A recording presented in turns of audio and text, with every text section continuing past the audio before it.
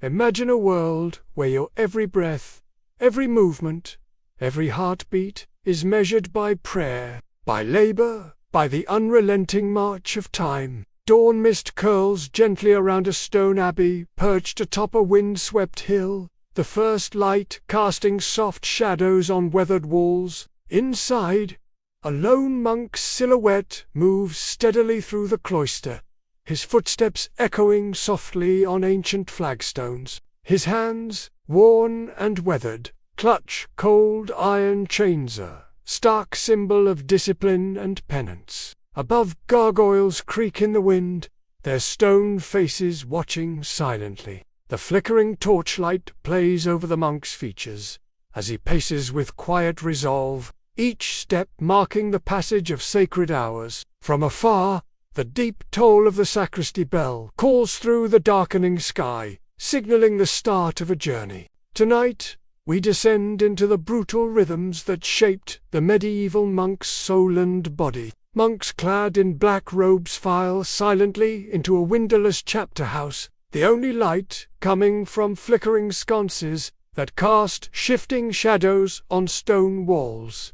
The air is heavy with tension and the weight of ritual purpose. Their footsteps fall softly, a measured rhythm in the quiet space. Brother Anselm stands apart, his eyes hollow from exhaustion. He lifts his revealing shoulders marked by fresh bruises, silent testaments to the harsh penance he has endured through midnight scourging. Each monk grips a leather discipline whip, their breathing synchronizing in solemn preparation. Kneeling together, they chant psalms with raw, burning voices, voices woven tightly in devotion and pain. One by one, they administer 3 silent strikes upon their own flesh, honoring the wounds of Christ with unwavering solemnity. The final lash falls with an echoing thud. Silence envelops the room, broken only by ragged breaths. The abbots whispered plerisers, miserere nobis. In pain, they sought redemption. A sleek corporate office glows under harsh fluorescent lights at 2 a.m. Email notifications ping relentlessly as workers sit hunched over keyboards, their faces etched with fatigue and frustration. The clock ticks past midnight, marking another hour in a cycle that seems screens flicker, reflecting tired eyes that dart between tasks, restless and trapped within this artificial rhythm. The modern battlefield is no longer forged by swords or shields, but by endless demands, deadlines, and the pressure to perform in a world that never truly sleeps. In a quiet corner, a modern executive rubs aching shoulders, the physical toll of prolonged stress and sedentary work clear in every movement, muscles tense, neck strained, a silent testament to the wear of constant mental pressure compounded by poor ergonomics. The discomfort is palpable, a body silently protesting against the weight of relentless demands and the toll of endless hours spent confined to a chair. Statistics reveal a startling picture. Knowledge workers log 9 to 11 hours daily on digital devices, with nearly a quarter reporting burnout. Chronic back pain plagues 68%, while 45% confess they would rather work than face another silent, sleepless night. These numbers tell a story of widespread, silent suffering, an epidemic hidden beneath the glow of screens and the hum of office air conditioning. The irony is sharp. While we wage war on our bodies with comfort, technology, and convenience, medieval monks waged war on theirs with conviction, discipline, and sacrifice. One life battles external chaos with strict routines and the other is consumed by internal strain, masked by convenience. Which existence is more brutal? As the camera lingers on pensive faces, pulling back from flickering city lights to the vast expanse of stars above, a deeper question emerges. Brutality isn't measured solely by physical pain, it's the ongoing battle for meaning, resilience, and purpose in the face of life's relentless demands. Medieval monks lived under a daily regimen of prayer, penance, and labor so relentless it reshaped both mind and body, surpassing any modern concept of work ethic or in cloisters where every hour was claimed by ritual or toil. Monks forged themselves anew beyond modern limits. Before dawn, they rose to chant in candlelit chapels. Their hands, worn and calloused from endless labor, told stories of unyielding devotion. Each day was divided into a series of sacred hours, punctuated by prayers that demanded total focus and surrender, weaving spirituality into every breath and movement. This was a life where discipline was absolute, and endurance was a necessity not just of body but of soul. Throughout this exploration, we will delve into the monastic schedule marked by 8 to 12 prayer offices that framed every moment of waking life, from the early morning tasks of milking and tending livestock to the silent, meticulous labor in the scriptorium at midnight. No task was too humble or too taxing. We will also reveal the extreme penance practices, weeks of fasting, scourging rituals that left bruises, and solitary confinement in isolation, cells measures taken to transcend flesh and draw closer to the divine. Beyond the visible routines, hidden stories emerge. Whispered confessions in shadowed corners, acts of quiet rebellion against the harshest rules, and miracles born from unimaginable suffering. These accounts provide a glimpse into the human experience beneath the austere surface. Prepare to enter a world where the boundary between devotion and brutality blurs, where faith demands endurance beyond the ordinary. Could you withstand such discipline, rising before dawn, submitting to relentless toil, and enduring physical trials that tested the very limits of human resilience? As you watch, consider not just the history but the raw challenge of such a life. This is more than a story from the past, it's a test of human limits. The weathered pages of a medieval breviary reveal the rule of Saint Benedict, the foundation of monastic discipline. This ancient text mandates a life governed by strict prayer, labor, silence, and obedience. Idleness is the enemy of the soul, it declares, urging monks toward relentless activity. Every aspect of their day is prescribed, leaving little room for rest outside sacred obligations. This rule forged a rhythm where spiritual devotion and physical toil were inseparable, shaping not just habits but the very fabric of monastic existence. The flickering candlelight illuminates ornate script, underscoring a world where faith demanded unwavering commitment. Monks spent up to 48 hours weekly in prayer, divided among canonical offices, like matins at 2 a.m. and compline at night. Their days and nights were fragmented by these strict schedules, punctuating every moment with sacred purpose. Kneeling in dim chapels, the brothers synchronized their devotion to the unyielding cycle of sacred time. Sleep became a series of brief intervals, catnaps stolen between offices, never allowing the body full rest. This relentless prayer regimen bound their existence to a spiritual clockwork, where every breath was consecrated and no hour remained idle. Archaeopathological studies uncover the heavy physical cost of monastic discipline. X-rays of medieval tibiae show spinal compression from constant kneeling, while dental wear reflects hours spent grinding grain manually. Winters brought further hardships, with evidence of scurvy and gangrene afflicting frail bodies.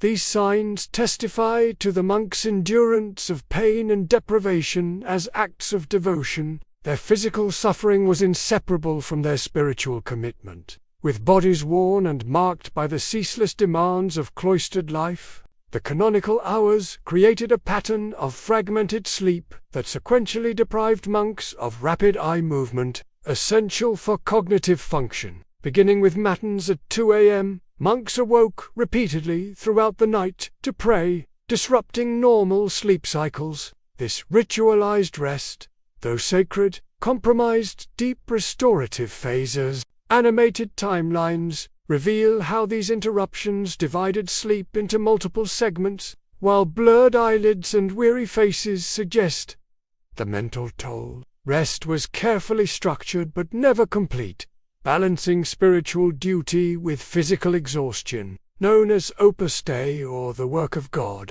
monastic labor encompassed tasks from agriculture and brewing ale to illuminating manuscripts. Each job demanded meticulous care and physical endurance. Hands tended fields under gray skies. Brewers measured ingredients with precision. Scribes painted intricate illuminations by candlelight. This labor was both sacred and exacting, blending craftsmanship with devotion. It was a discipline that transformed work into worship, binding body and spirit in an unending act of service. The monks' rigorous routines led to significant ergonomic strain. Prolonged quill writing caused tendinitis in their hands and wrists, evident in cramped fingers and swelling. Carrying heavy yokes or hauling water barrels developed muscle hypertrophy, but also inflicted joint damage and chronic pain. These physical strains were daily realities, woven into their relentless schedule. Every task brought discomfort, yet pain was embraced as part of their spiritual journey, inseparable from the monastic vocation. Medievalist Dr. Helena Prescott explains how monks' lives were choreographed by time, body, and sacred text. Their existence demanded near perfection, each moment filled with intention and discipline. The interplay of prayer, labor, and silence shaped not just routines but identities. Their devotion was a total commitment, a continuous act of mind and body, forged through centuries of tradition and hardship. Prescott emphasizes the remarkable integration of spiritual and physical discipline that defined monastic life. Orthopedic surgeon Dr. Marcus Leclerc compares monastic injuries to those of modern athletes. Noting monks endured exceptional physical strain, he highlights spinal compression, joint wear, and repetitive stress injuries, far exceeding typical athletic trauma today. The monks' bodies reveal a costliness born of sanctity, a sacrifice made in pursuit of spiritual ideals. These injuries speak to an austere lifestyle of unrelenting labor and discipline, where physical sacrifice was embraced as a pathway to holiness. In a candlelit scriptorium, a scribe's trembling hand completes a single illuminated page, only to begin anew at midnight. The painstaking work demanded focus and endurance. Despite fatigue's creeping weight, ink-stained fingers tremble, eyes strain, yet the work continues, driven by devotion and exacting standards. This ritualized perseverance reflects the broader monastic ethos, a relentless pursuit of perfection in both spirit and craft, where exhaustion is met with quiet resolve. Before the pre-dawn matins prayer, monks haul heavy water barrels uphill, faces grim and breath visible in the cold morning air. Their steady pace reflects a commitment to physical labor as spiritual discipline. This grueling task prepares body and soul for the rigorous day ahead. The weight borne is both literal and symbolic, a daily testament to endurance and faith, woven into every movement before the first prayer. A time-lapse shows the abbey's shadows stretching across the cloisters as day transitions to night, marking the ceaseless rhythm of monastic life. Bells toll regularly, guiding prayers and labors with precision.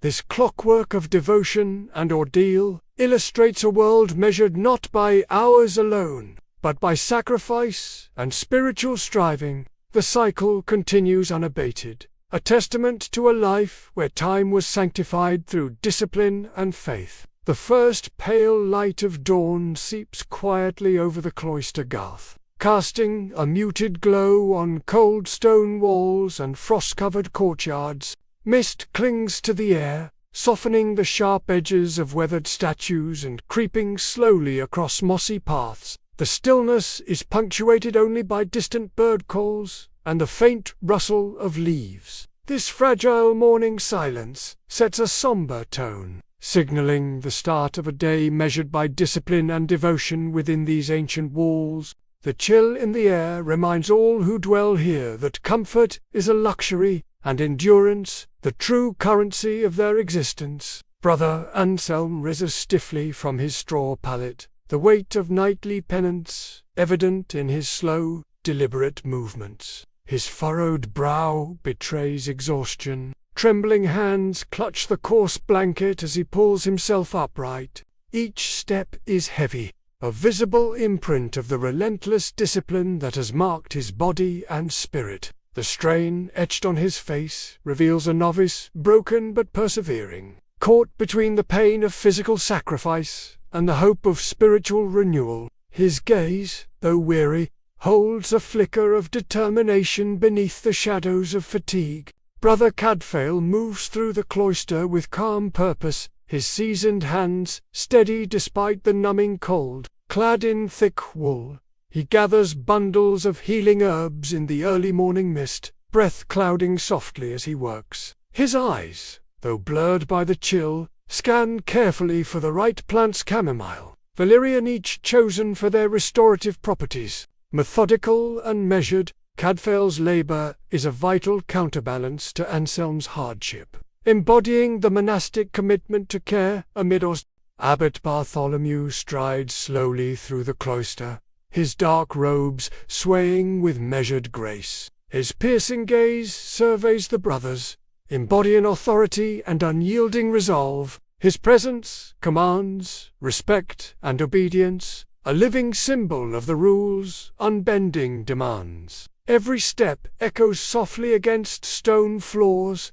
marking the relentless rhythm of monastic life. Bartholomew's steady, deliberate movements reinforce the harsh discipline that governs the abbey, reminding all that mercy yields to duty and devotion. In stark contrast, a modern executive sits silently in a sleek, glass-walled office, eyes distant as they reflect on the screen's glow. The quiet hum of technology surrounds them, a world away from the cloister's austere stillness. Their composed demeanor belies internal tension, a subtle echo of the monks reframed in modern stress and isolation. This figure serves as a bridge, inviting viewers to witness a shared human struggle across time.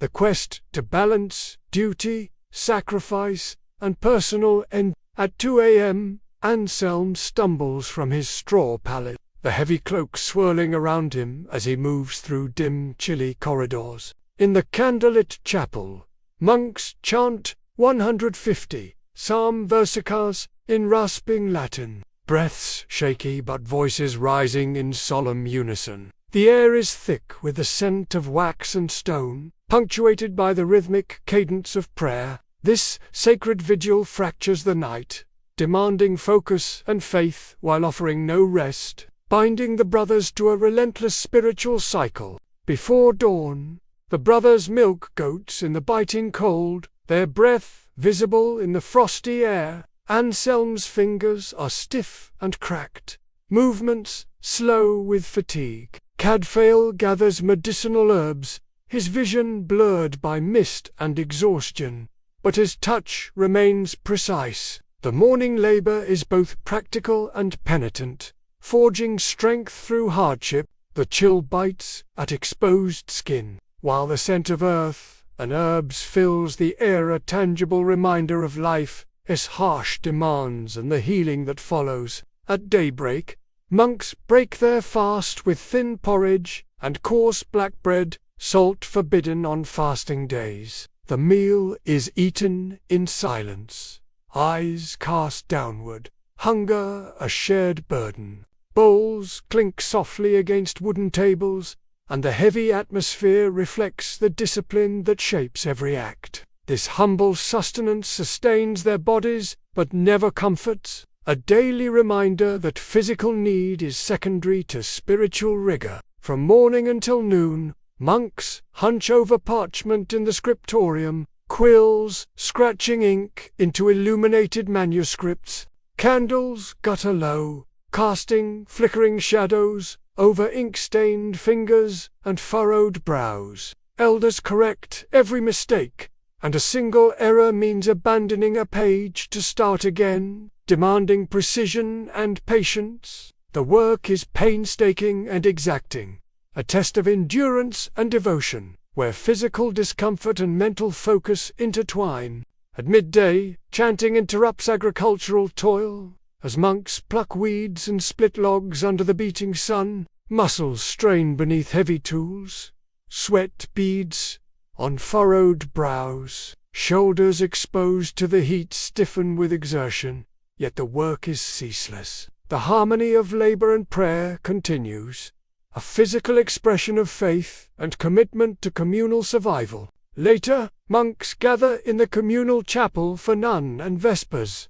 Standing for hours on cold stone floors, Anselm's knees begin to buckle under fatigue. Cadfael steadies him with a firm hand. Faces are solemn, voices subdued, each brother bound by shared The pain is physical and spiritual, a collective testament to their unyielding discipline. The evening meal is sparse bread soup and water, offering no relief. In the chapter house, monks endure threefold scourging, leather lashes cracking sharply against flesh, flames flickering on tears, faces contort with pain and resolve, blood mingling with sweat in a ritual of penance and purification, where suffering is embraced as sacred. Night brings brief respite on hard plank beds, the cold air pressing in, the wind's steady heartbeat through narrow windows, lulls monks into uneasy half-sleep.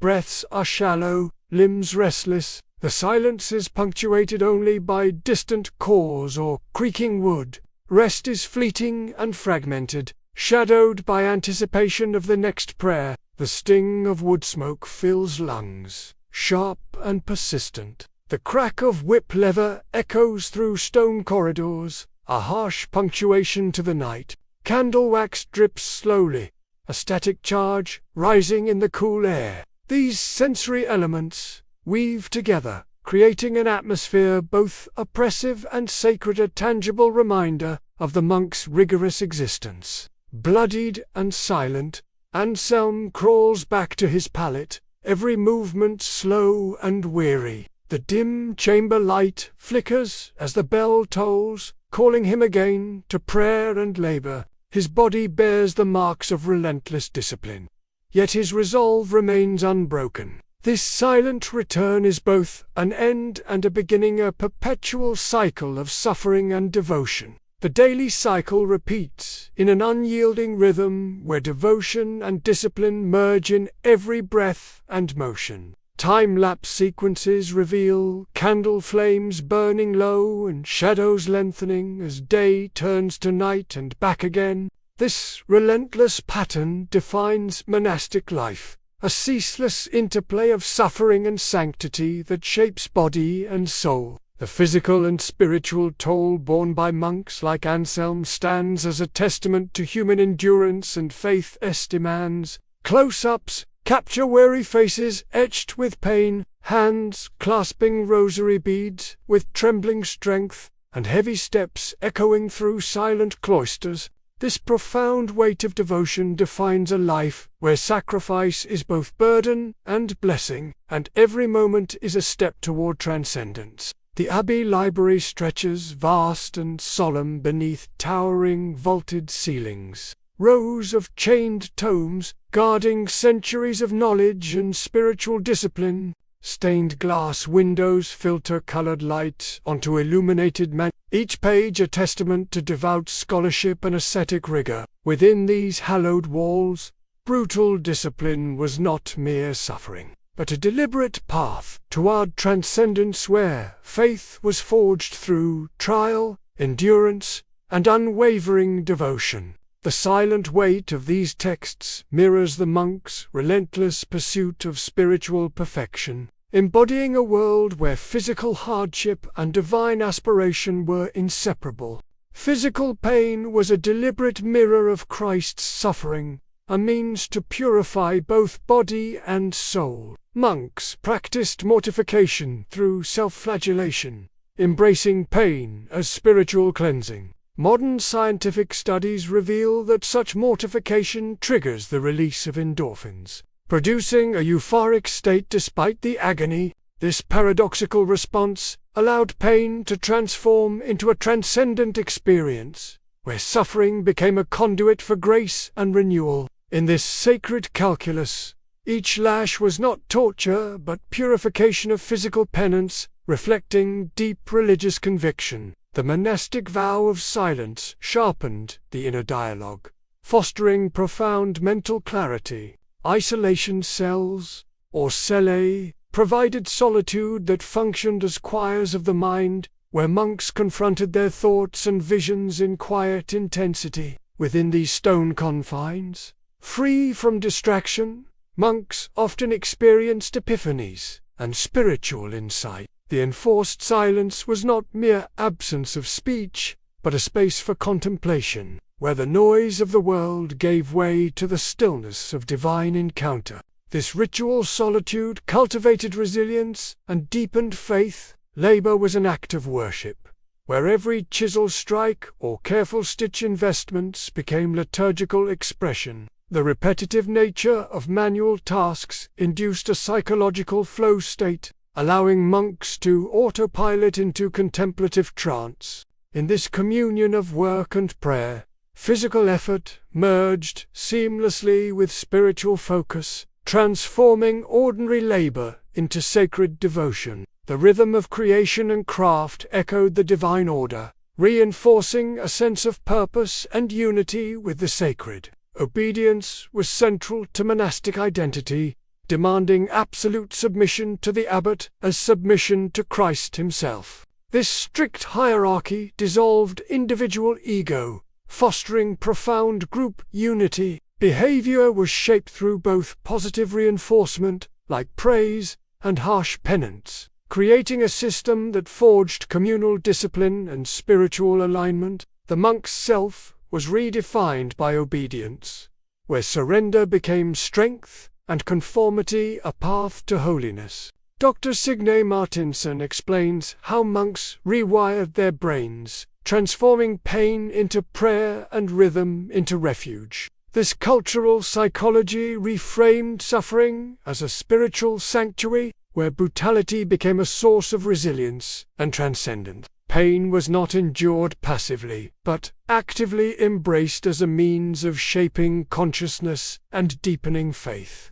The relentless rituals forged a mental architecture where hardship and holiness intertwined. Theologian Professor Jonas Weber reflects on the paradox that within the cloister, brutality became beauty. This austere existence was a direct, harsh path to divine intimacy, where suffering was not an obstacle but a sacred gateway. The monk's brutal disciplines sculpted a form of spiritual beauty that transcended worldly understanding, revealing a faith willing to endure great pain for ultimate closeness with God.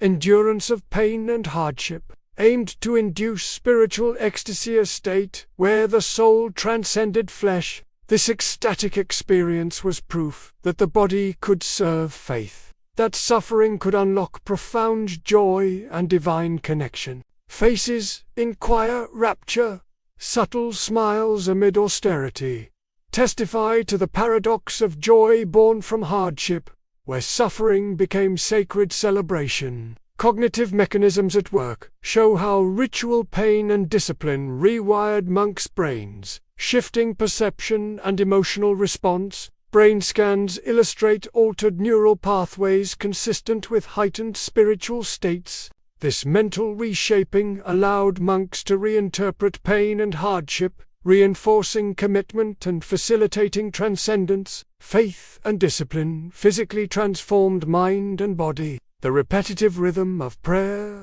labor, and penance created a hypnotic cycle, fostering spiritual resilience. Chanting voices, swinging incense, and the steady heartbeat-like rhythm of rituals combined into a meditative flow that steadied the mind and fortified the spirit. This sacred rhythm structured monastic life, providing a predictable, sustaining framework amid harsh austerity. Through endurance and ritual, monks sought a divine intimacy, transcending suffering, transforming brutality into beauty. Sunlight pours softly into the abbey, illuminating monks deep in prayer, embodying the peace found in devotion. Their path proves that flesh can serve faith, that ecstasy and transcendence are possible through discipline and endurance. A worn ledger lies open, pages yellowed and edges frayed, listing the faults of brothers in painstaking script. Ink smudges blend with tears, a testament to the weight of spiritual accountability carried within these walls. Every transgression, every whispered failing, is recorded with solemn care, a constant reminder that nothing escapes. Notice, this ledger was more than record-keeping. It was a tool of surveillance, capturing secrets and ensuring obedience.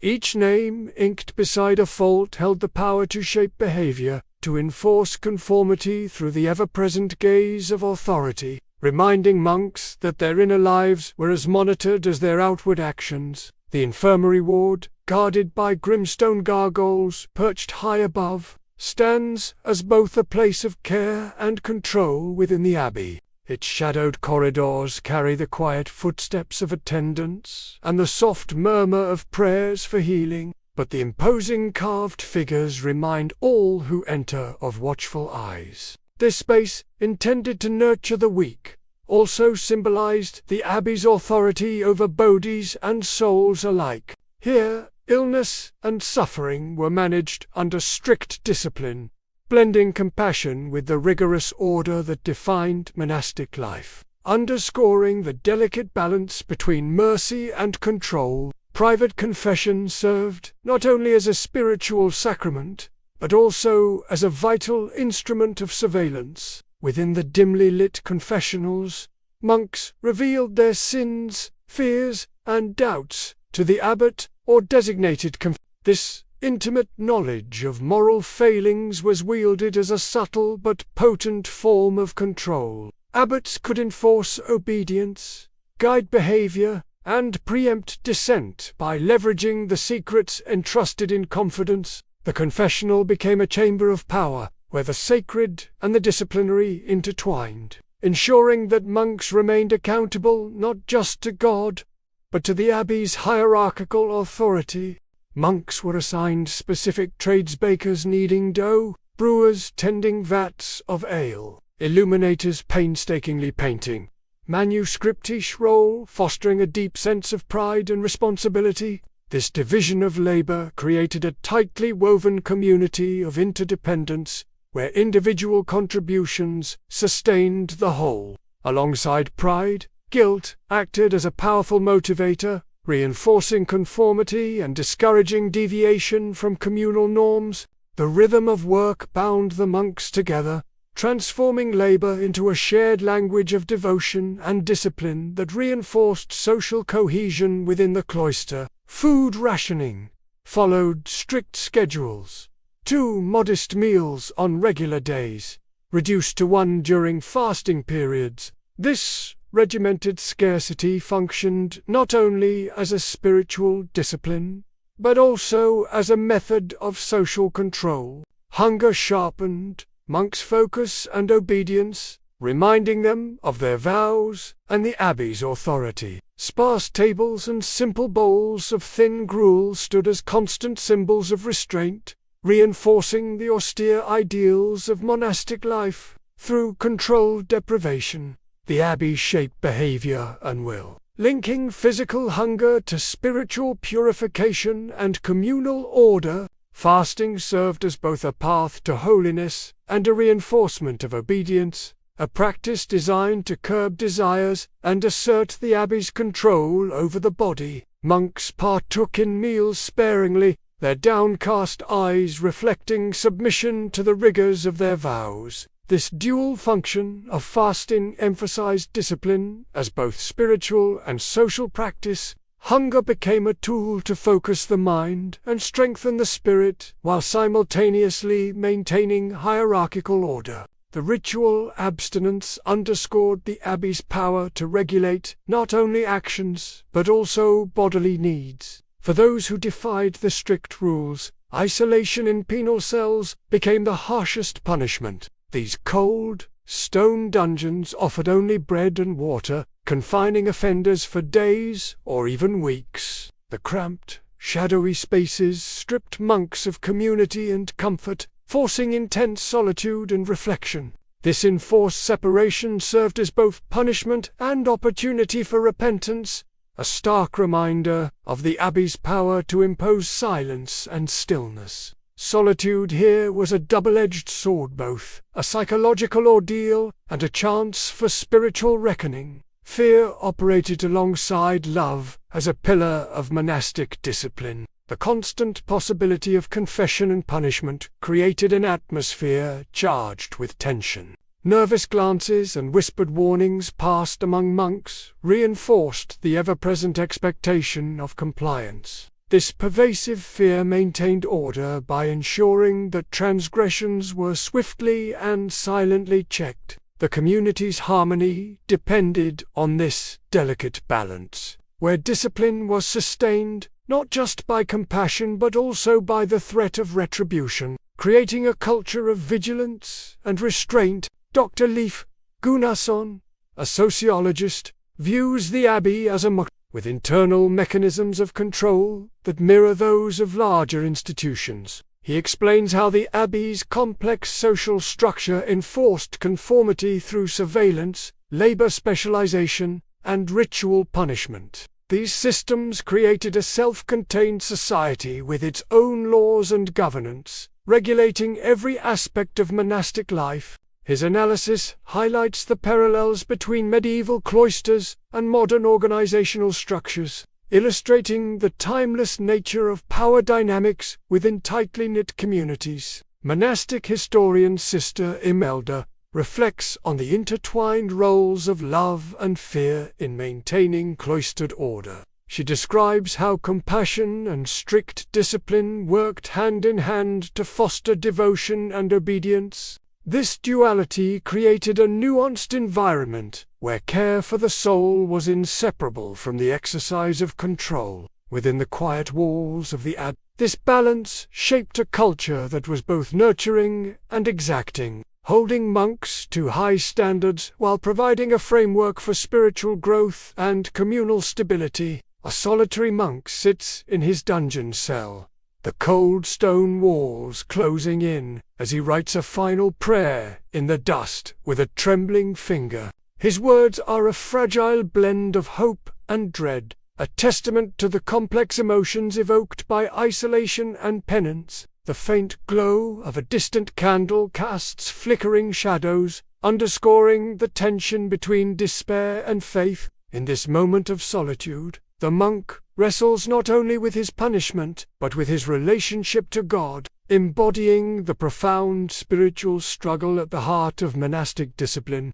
In a high-pressure startup office, the day begins with the rhythm of team rituals and morning stand-ups. Walls glow with KPI dashboards, each number scrutinized as a measure of worth and success. The cadence of meetings replaces the ancient call to prayer, and the digital pulse dictates the pace. Here, devotion is measured, not in hours of contemplation but in targets met and emails sent. This modern temple demands relentless output, swapping sacred reflection for performance metrics. The spiritual discipline of monks has evolved into corporate metrics and workflows, but beneath the surface, the quest for meaning and order remains. We've traded prayer for numbers, obedience for KPIs, but what have we lost? 75% of workers report feeling they must be always on, tethered to their devices around the clock. The relentless ping of notifications creates a digital cacophony that mirrors the unceasing monastic offices once dictated by canonical hours.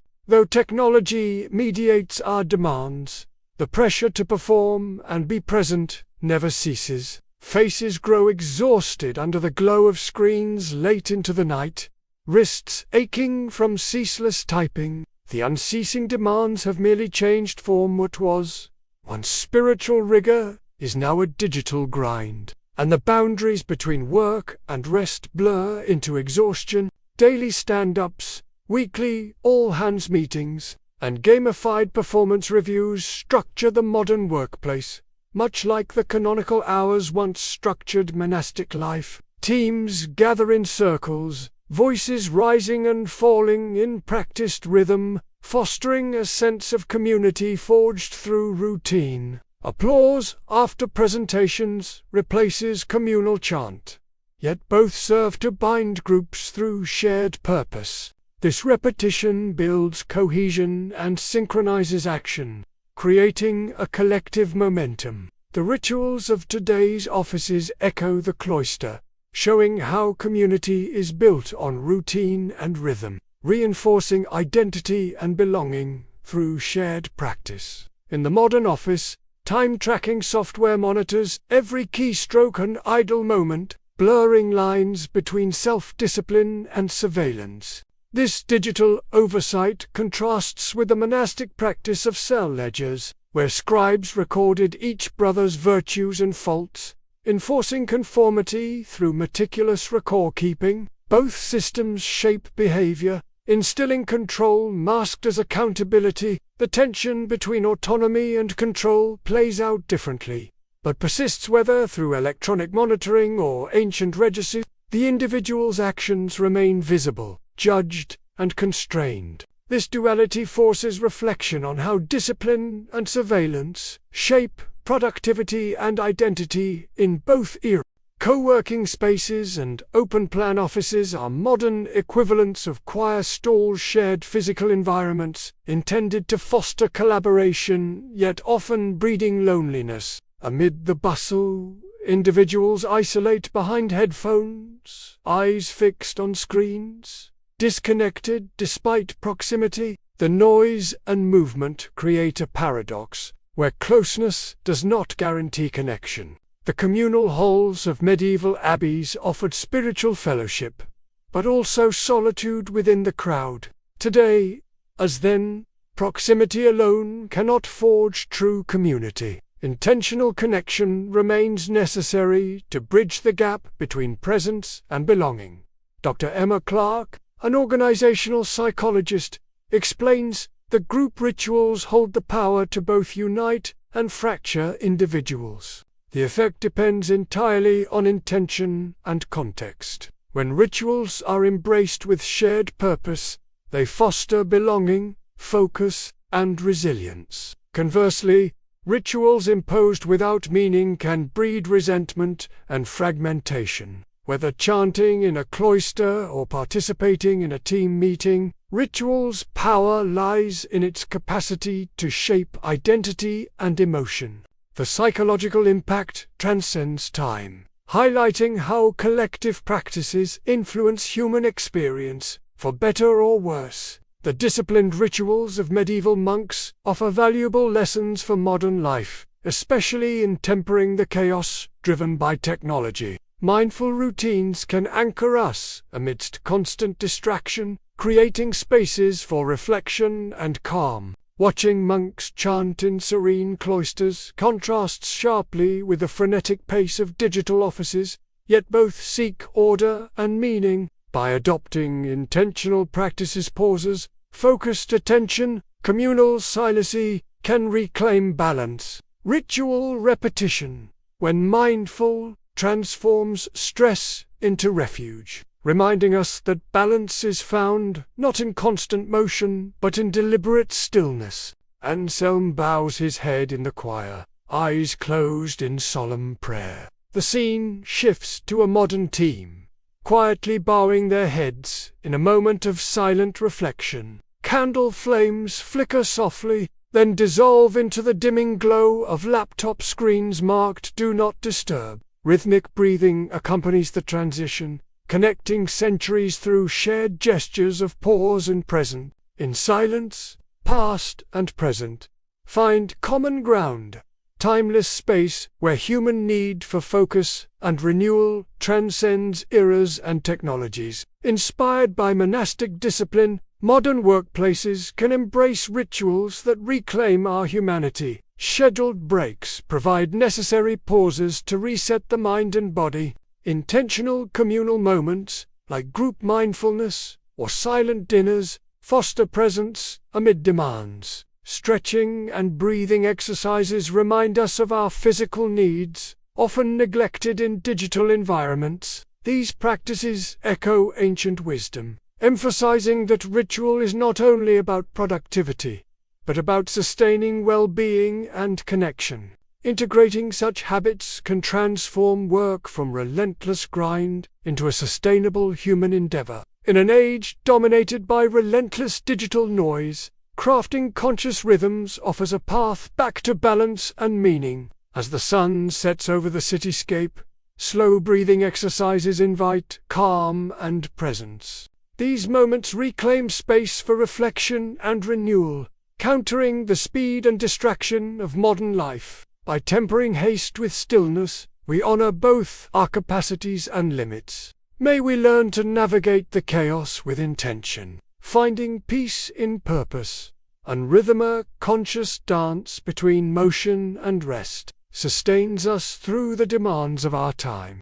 Return to the hilltop cloister as dawn breaks. Mist clings to the ancient stonework, gradually lifting as the first golden light filters through serene arches. The bell tower's call to prayer resonates softly across the quiet valley, a timeless summons echoing through centuries. This ritual, forged in the relentless rhythms of medieval monastic life, mirrors the unceasing pace of our own modern world. Yet within this cadence lie lessons to reclaiming peace amid relentless demands. In the stillness of morning, past and present converge, inviting us to pause and reflect on the rhythms that shape our lives. Brother Anselm stands quietly at the cloister gate, his scars long healed, but his spirit tempered by years of discipline and endurance. His eyes hold a calm clarity born from hardship and renewal. The scene shifts to a modern executive closing a laptop, shutting down the day's digital demands. Stepping outside, they inhale the fresh morning air deeply, savoring a moment of freedom from endless tasks. In both figures, there is a shared grace, a capacity to face life's pressures with purpose and calm. This quiet transformation speaks to the power of intentional rhythm to restore balance and strength. The monks embraced strict discipline to transcend suffering, channeling pain into spiritual growth. Today, we have the opportunity to reclaim ritual not as hardship but as sanctuary from the chaos of modern stress. What ritual will you choose to weave into your daily life to build resilience and serenity? Perhaps a moment of quiet reflection, a mindful breath, or a deliberate pause amidst the noise. The question before us is not simply whether we can endure life's challenges, but how we decide to live each moment with intention and grace. The dawn light streaming through the cloister window offers a silent invitation to bridge the centuries and find peace in the present.